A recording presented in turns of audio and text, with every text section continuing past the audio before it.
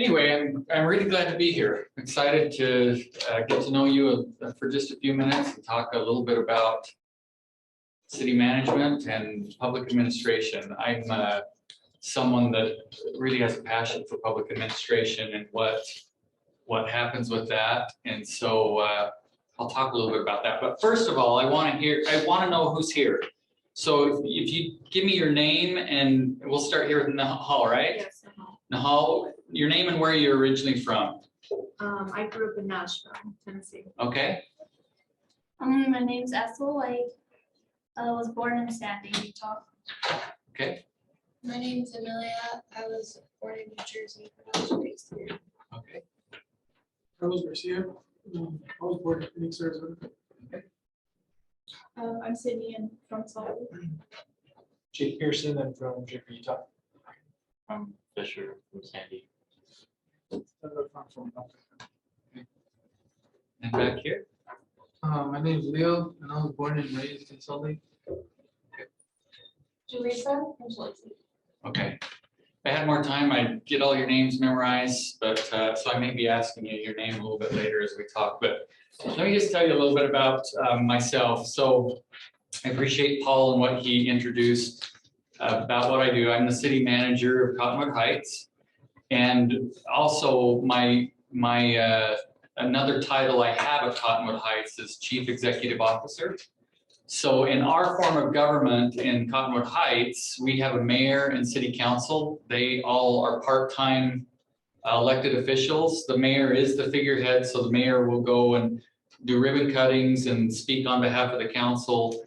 But they appoint a position of city manager, and then my role as the chief executive officer is to basically make sure all the administrative and functions of the whole city are running the way they should in getting things done.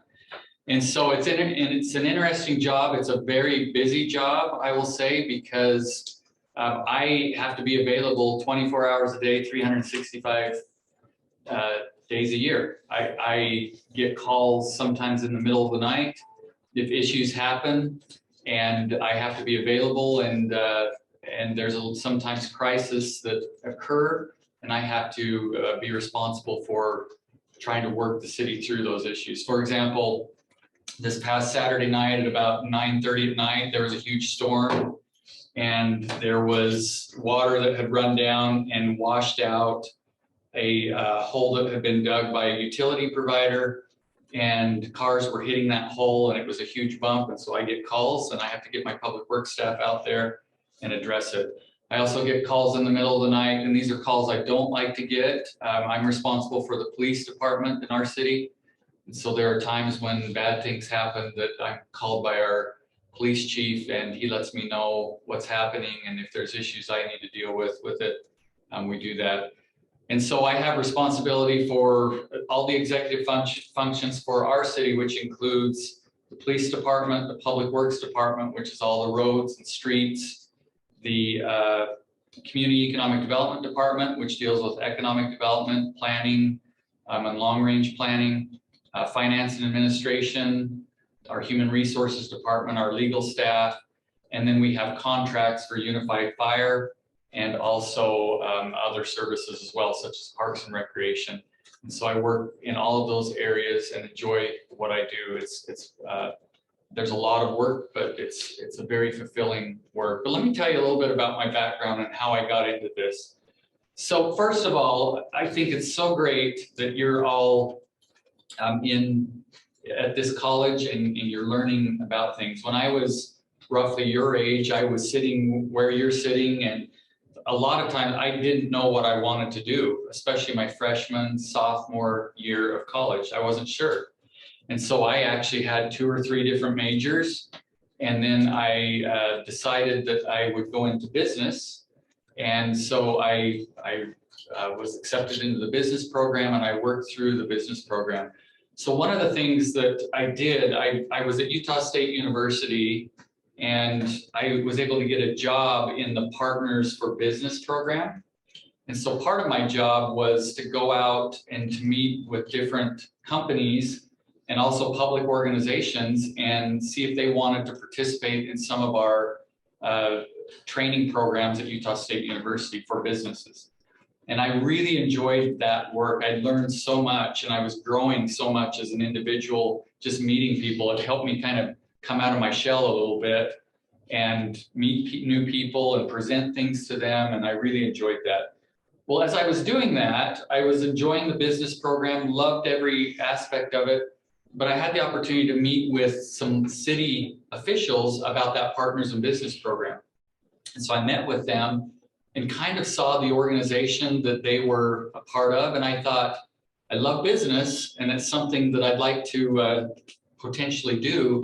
But in addition to that, I thought I may have some interest in local government. So after I finished my undergraduate degree, I decided to apply for graduate school, and I went into the Masters of Public Administration program at Idaho State University, if any of you are familiar with Pocatello, Idaho. So I moved and went there and was able to get a research assistantship there and then worked through that program and absolutely loved. I felt that was the area that I wanted to be in for my career. So it took me clear till basically the end of my 4 years of school before I really determined what I would hope to do in my life. So I worked on my master's and finished the master's program, and I was really stressed about getting a job just straight out. And so I applied for 40 different jobs, from universities to local governments to state jobs.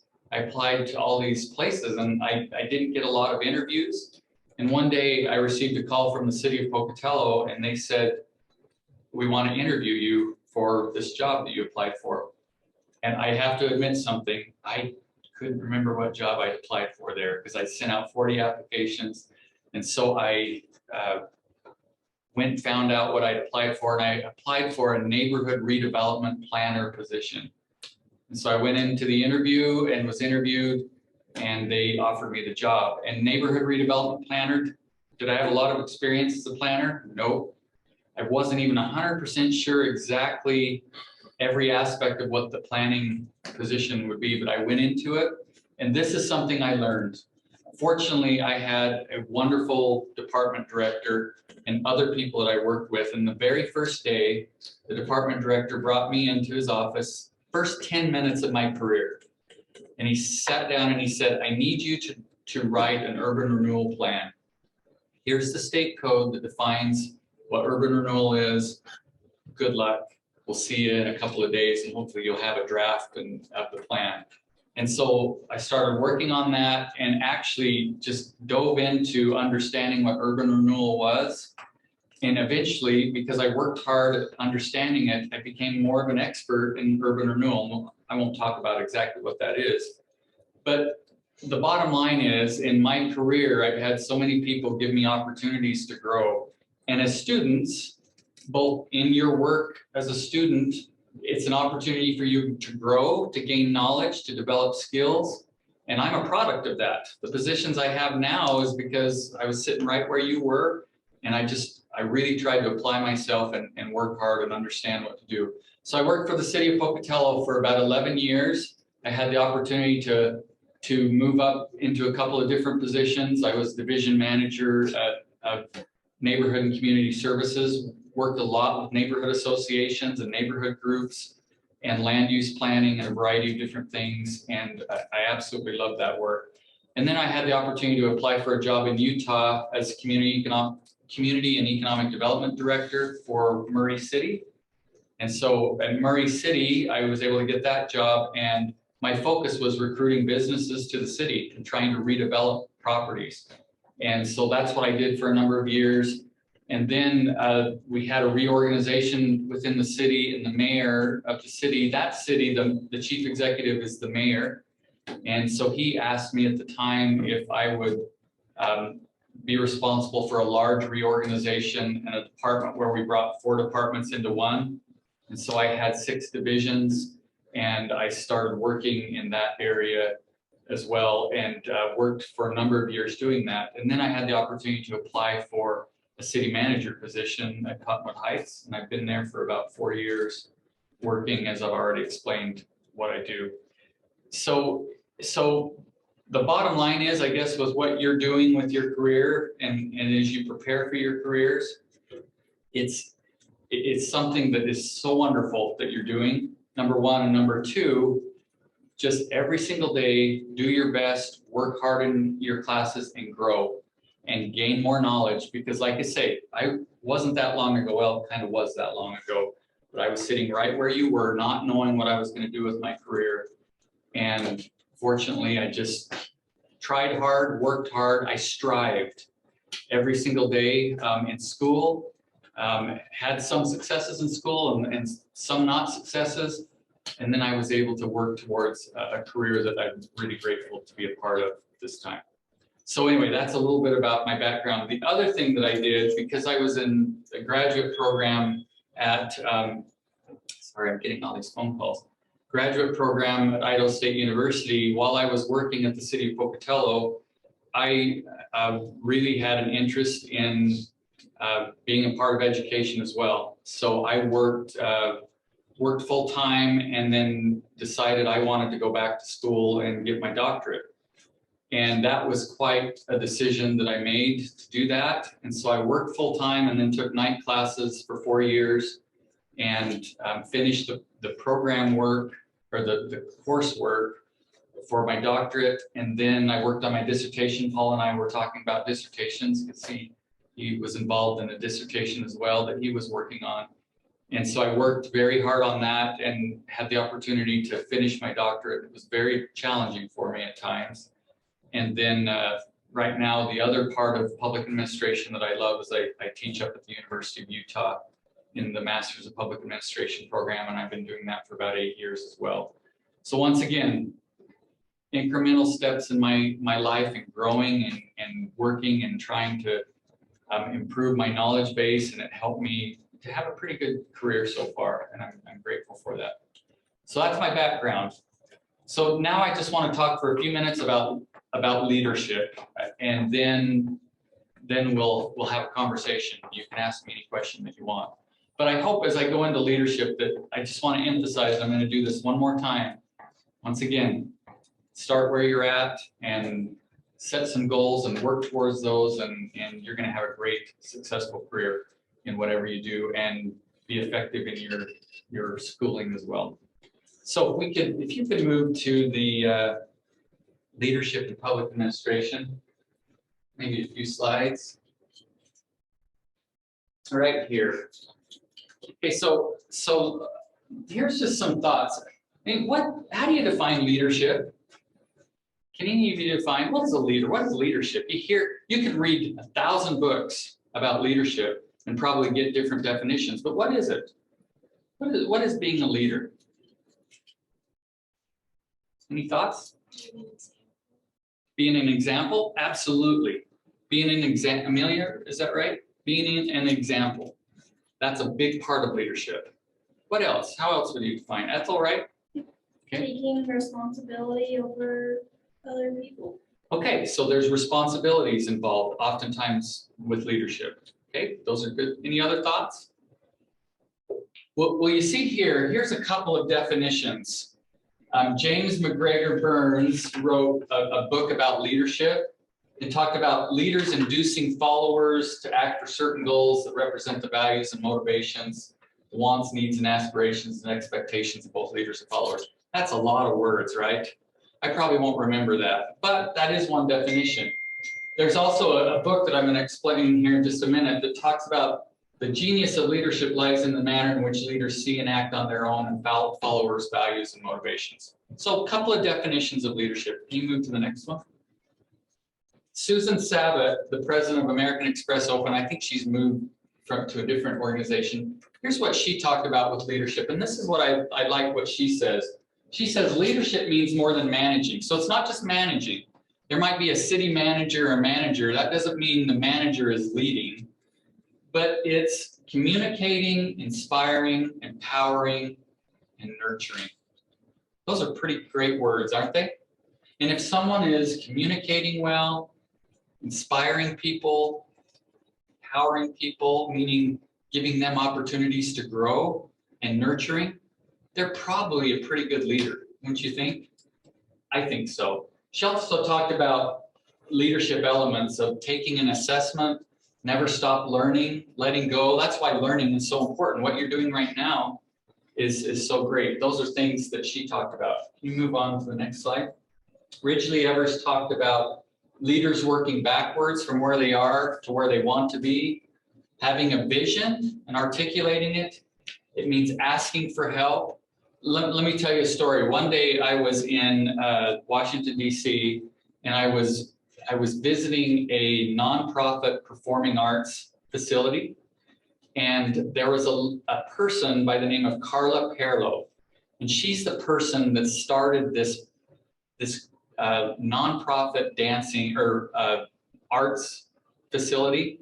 And it was this beautiful facility in Washington, D.C. And she'd started it from the ground up. She raised funding. It was a nonprofit. She raised the funding for that. She developed the programs. She brought people and involved them. And I had the opportunity to tour with Carla this facility.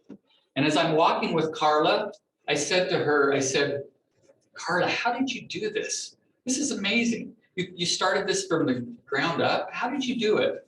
You know what she told me? I'll never forget it. Carla said this. She says, I've never been afraid to work with people and hire people that are smarter than me. In fact, she says, I seek for those people. She had enough confidence in herself that she wanted smart people around her that were motivated. And so leadership means asking for help. And that's what Carla did. And that's why she was such a great, successful leader. It's keeping customers satisfied. One of the big things, many different personality types. I want to talk about that, and learning from failure. Let me tell you, personality types. You do not have to be this amazingly outgoing person to be a leader. Not at all. Every single person in here probably is a leader, and every single person can be a leader. And it doesn't mean that you have to have this huge personality where you're the person talking the most. That's not what leadership is all about. Let me give you another example. I work for the city of Pocatello. One of the greatest leaders I've ever worked with was named Leanne Dutton. And Leanne Dutton was not a really outgoing person. And she just kind of worked behind the scenes. And by the way, at that time, she didn't supervise one person. Didn't supervise them. So she didn't have a quote unquote leadership position, but she was one of the most amazing leaders I've worked with because of this. She had a vision. She was very bright, and she had a vision for where she thought things should be going within the organization. And so she'd come to me and say, here's something that I think we need to work on and to redevelop this huge area of the city. And she had that vision. And then she worked hard helping to motivate people to get that done. So was she a supervisor? No. Was she a department director? No. Was she a mayor? No. But she was one of the most amazing leaders, and she was able to work through things and push things because of her vision of what she knew needed to occur. And so you don't have to be in this grand position. You can be leaders in every aspect of your life by nurturing, by inspiring, by doing things that help. So there's many different personality types. And then also learning from failure. Leaders learn from failure. I will tell, and Paul probably knows, as a city manager, there's times I make mistakes. I don't do things that I wish I would have, or I wish I would have done things differently at times. But I really try to learn from those and then move forward. Move on. There's a great book, and I'm not going to go into it a whole lot, but it's called Lincoln on Leadership. Have you ever talked about this in the class, Paul? It's a book on leadership, and it talks about how Abraham Lincoln was a leader and the attributes that he had. But one of the things that was really interesting to me, he said in this book by Donald Phillips, he said, many outstanding leaders are subject to feelings of insecurity and lack of self-esteem. You know what? Do I fit in that category at times? Sure. I've had many times where I felt insecure, or maybe didn't feel like I was as capable as maybe I am. And he said, but they also have a will to succeed and an ambition that drives them, that lasts their life, throughout their lives. Abraham Lincoln, if you read any biographies, and I've read multiple biographies of him, you want to talk about someone who had an issue with self-esteem? was Abraham Lincoln. And someone who felt a lot of insecurity, Abraham Lincoln. But he also had a drive to accomplish things and do things. We can all learn from that as leaders now and as future leaders, that those are aspects. You move on to the next. So there's a number of different things that he talks about in the book. I'm not going to go into them right now because we don't have time. But having the courage to handle unjust criticism. If you're a leader, you're probably going to be criticized by people. Also, persuading rather than coercing, honesty and integrity, those are great practices. Move on. Lead by being led, that's what Carla Perlo did that I just mentioned. Encourage innovation. You can read through that book a little bit more, and it's a great book, and it's short, and you can learn a lot. Keep moving. Here's some things that I think are important, and in my job, I feel have helped me at times when I've been effective. Being transparent as a leader, so not be secretive about your efforts, but be very open and communicative about what you do. Gaining knowledge, so no matter what job, so every one of you tomorrow, if you have a new job, do you know everything that needs to be done in that new job if you got a new job tomorrow? No, absolutely not. In fact, there's probably people there working that know more than you, but you can work at gaining a greater understanding and really apply yourself to understand the organization and what needs to be done, and that helps you to be an effective leader. Effort and hard work. Leaders lead by example. Who mentioned that? It was Amelia that talked about being an example as a leader. Yeah, effort and hard work. You lead by being an example, setting an example in many different ways. Can you move on to the next? Promoting or fighting for a cause. There's sometimes that you've got to really work hard at promoting something. And then I think one of the most important things as a city manager is building relationships, and leaders need to build relationships, positive relationships. That's another important attribute. You can move on to the next. Having courage, sometimes doing the hard things in the job or the work that you're doing as a leader. That's an important part of that. In local government, that's a big thing. The work I do, there's a lot of people that aren't happy with policies that come into place or things, and you have to have some courage and kind of take that at times. And then rising above controversy and defending a position. You move to the next. And then finally, humility and pushing credit to others. I once had my first department director, my boss, his name was Robert Chambers. And the thing that always amazed me about him is he was a great leader as well. And he was so good at giving credit to people. And he had a lot of humility. And I think that's an important leadership attribute. So for example, when I was working on that urban renewal plan, I prepared the documents, and it was kind of a controversial plan. And I handed it to him and said, here it is. So I kind of was thinking, good luck taking it through the public process. He said, no, I'm not going to take it through the public process. You're going to take it through the public process, and you're going to grow through that. And so there were times it was a very controversial plan. I moved forward, and the media would call. I'd never ever talked to the media.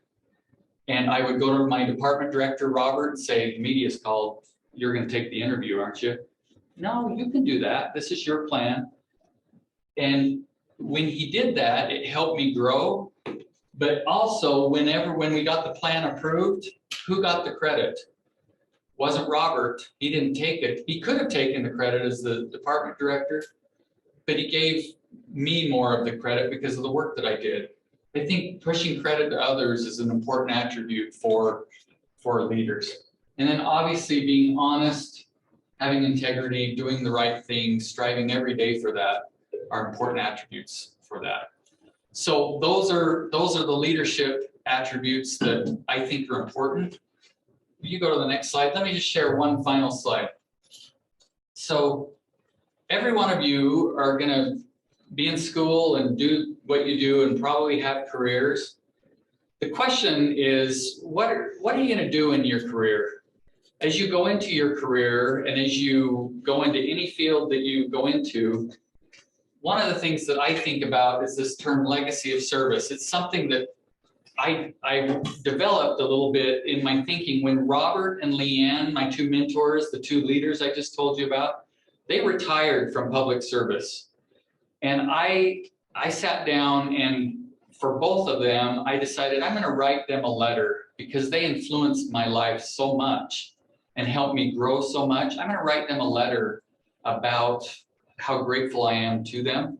So I started writing the letter, typing the letter, and I started thinking, what is their legacy? I mean, what are they going to be remembered for? And I started developing this concept of a legacy of service, how we put our stamp on the progress of the community or public or private organization that we work for, and also the attributes that we'll be known for. So, you know, if you work 30 years in your career, how are people going to remember you? What are they going to say about Amelia or Ethel, or what are they going to say about you? Were you a good person to work with? Did you, were you humble and pushed credit to others? Did you build strong relationships? Maybe there's negative things too that they might think about you. But I think we all need to think about how are we going to put our stamp on the progress of the organization we work for? And also, what are we going to be known for? What are going to be the attributes that we're going to be known for? And hopefully every day we can work towards building positive attributes and legacy of service. So someday when we all retire, people will know us for something that we did in a positive way. So that's something that motivates me every day in the work that I do. So I think I've talked enough. What questions do you have about city management, about public organizations? I'm an open book, and I will strive to answer every question that you ask. Yeah, remind me your name. Fisher. Fisher, okay. Like, what, I guess, how do you come to find a job at, like, in Cottonwood Heights? Like, did you apply for like your other ones, or like, I was just wondering if you got recruited in any way or something. Yeah, great question, Fisher, great question. So there have been times that I've been recruited. So when I was in Pocatello and there was the job at Murray City, I had a friend that actually was on the planning commission for Murray City, and he contacted me and said, you really ought to apply. But in public organizations, most of the time it's an application process. And so I applied for that community economic development director for Cottonwood Heights. I became aware of the job through, there's an organization called the Utah League of Cities and Towns that has a job site. And I knew that that position was coming open. And so I applied, sent in my resume and my cover letter and my references. And then I went through an extensive interview process. So that's how I was able to get the job. By the way, the interview, I think I went through 4 or 5 interviews before that ended. By the way, someday I could talk about, in my course up at the University of Utah, I talk about preparing for job interviews in one of the courses I teach. And that's a whole different topic, but it's important to prepare. I've gone through job interview processes that started at 7 in the morning and ended at 6 at night. And there were about 11 interviews with different groups. Not at Cottonwood Heights, but it's fairly intensive, but preparing is important. Other questions? Thank you. Mm-hmm. Yeah. So I have a question about your redevelopment agency of Murray City. Yeah. So I know that you guys encourage private and public investments for developed areas. But what is the thing on like development for housing, for affordable housing in that area? Yeah. It sounds like we have I know you're a real estate person. This sounded like a real estate question. Great question. So in Murray City and also in Cottonwood Heights, I'm also, there's an organization called the Community Development Renewal Agency. And I've had responsibilities as executive director or CEO of that organization. And I won't get into the details of that, but what can happen is you can create a redevelopment area, and once it's created, the taxes that normally are paid by all of the investments in that area, they can stay in that area. So if there's improvements, it's called tax increment financing that stays in that area, and you can incentivize private investors to come in and build buildings Yeah. And that's a tool. You're probably familiar with it with your Yeah. real estate. So to get to your question about housing, there is a requirement, at least in Murray City, to have a certain amount of the development or a certain amount of the funds go towards creation of affordable housing. So in Murray, we had some plans that we actually partnered with some affordable housing providers. NeighborWorks of Salt Lake is that provider. And we used those funds to not just induce private investment of businesses, but to also enhance housing. And so that's what we used for that. Does that answer your question? Yeah, it does, but so it doesn't have to be in already developed areas? With that funding, Yeah. it doesn't necessarily, I mean, you can focus it on those redevelopment areas, Mhm. but there's also the flexibility to spread those funds across the whole city Okay. So that for, makes sense. for assistance of developing affordable housing. Awesome. Okay. Great question. Other questions? Some. You want to know what NBA basketball team I like? I mean, we can go into that. Yeah, Paul. Okay, I've kind of been, I have a vested interest in this, but I've watched what's happening in the old Cottonwood Mall site Mhm. and in downtown Holiday City. And I understand at Cottonwood Heights, the vision of some people is to create one of those kind of areas in our hillside plaza. What are the thought processes that go into what you decide to do in an area like that? And just walk through that process a little bit. Yeah, I would. So the hillside area of Cottonwood Heights, and maybe you're familiar with this or not, there was an old Reams store that was located on Fort Union and 2300 East. And it's a kind of more of a vacant 10.1 acre, I know the exact amount, 10.1 acre site. But the process to look at redevelopment of that area and to kind of create a city center is about 6 years ago, the city hired a consultant to come in and do a visioning process to develop a plan for that area, kind of a vision of what we wanted that area to be like. And so there was public input processes where residents would come in and give their comments. There were meetings where they could comment and there was discussion. And this plan was developed that had goals and objectives of what they hoped someday would be accomplished for this area. So some of the plans and the goals were things like creating mixed use areas, like you just mentioned with housing, to create some maybe lower level commercial, upper level housing, to revitalize, to create some open space, maybe some community event areas. And that's what the vision was. And that plan was actually adopted by our city council after all of that input from residents. And then as funding becomes available or as developers want to invest in private properties, this plan is what we'd hope that they would adhere to. And actually there were ordinance elements that were adopted per that plan. So now if a developer wants to come in, they have to follow aspects of that plan. So that's a big part of the preliminary work that's done. But then the city also has to go through, if developers come in and want to propose something, there's oftentimes a rezone effort that has to occur to allow them to do certain things. And the city council has to evaluate that, determine if it meets the vision for what they want. So that area is very controversial also because there's a lot of residents that maybe don't want to see high density projects there. And high density are projects where you have, for example, 30 plus units of residential per acre on a site, or huge commercial projects. They want to see more of a neighborhood feel there.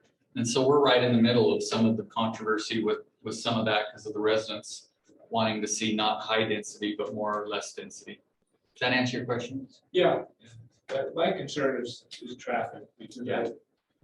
Fort Union Boulevard, maybe never driven it, there's no way you can make it wider. The city has allowed people and businesses to build their buildings right up against the road. Yeah. So there's no way to make it wider. So how do we accommodate additional traffic that would come from either high density housing or any kind of a center that would draw people into the area? Yep, and that's one of our big challenges. That's one of our big challenges. And it's actually something that is not even unique to Cottonwood Heights. If you follow the state legislature or the whole state, there's a lot of concern nowadays about the density in projects and the amount of traffic that it's creating and all the challenges with quality of life issues. And that's a huge controversial topic because the state legislature is also saying that a lot of the growth occurring in the state of Utah, you would think is people moving from the outside. That's not the majority of the growth that's happening. Majority of the growth is coming from people that grow up in Utah and want to stay in Utah. I mean, I have 4 children that they're all 3 of them have left home and are on their own and they're living in Utah and there needs to be a place for them to stay. So that's a big issue that is a big topic in the state legislature. I spend a lot of time in my job at the state legislature. I have lobbyists for Cottonwood Heights that I work with, that we try to make sure that the policies and laws that they're adopting don't adversely affect our community and what we're trying to accomplish. So, other questions? Anything, but yeah. What would you say to someone who wants to get into that type of career? Another great question. So what I would say is, number one, work hard in school and